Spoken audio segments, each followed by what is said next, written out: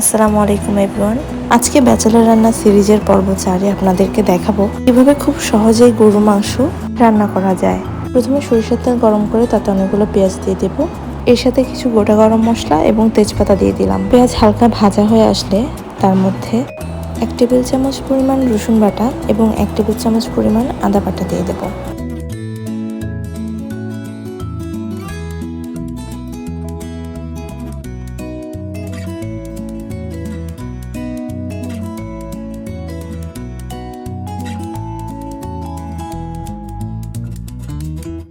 গুঁড়ো মশলা দেওয়ার আগে কিছুটা পানি দিয়ে তার মধ্যে লবণ, হলুদের গুঁড়ো, মরিচের গুঁড়ো, জিরা গুঁড়া, ধনিয়া গুঁড়া এবং গরম মশলা দিয়ে নেড়েচেড়ে মশলাগুলো ভালোভাবে কষিয়ে নেব।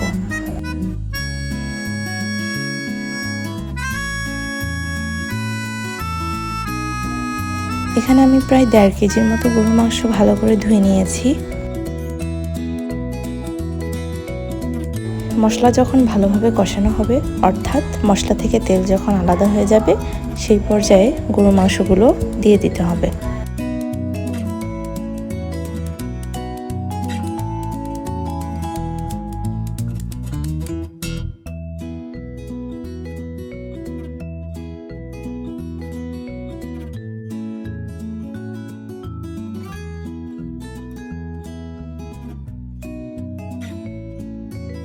গরুর মাংস ভালো করে নেড়েচেড়ে ঢাকা দিয়ে রাখবো, যাতে মাংস থেকে পানি বের হয়ে আসে।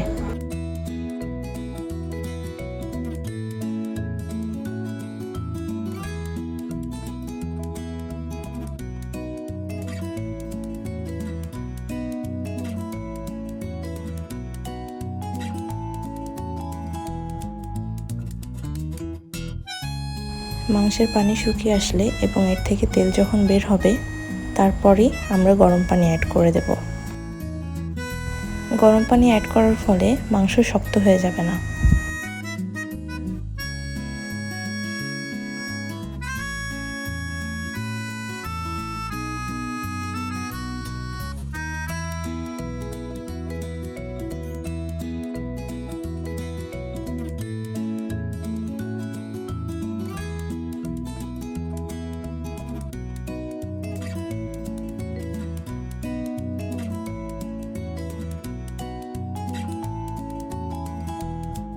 প্রেসার কুকারে 4-5টা সিটি দেওয়ার পর আমরা চুলা বন্ধ করে রাখবো এবং গ্যাসটা বসতে সময় দেব। এভাবে খুব সহজে অল্প সময়ে পারফেক্ট গরুর মাংস রান্না করতে পারবেন।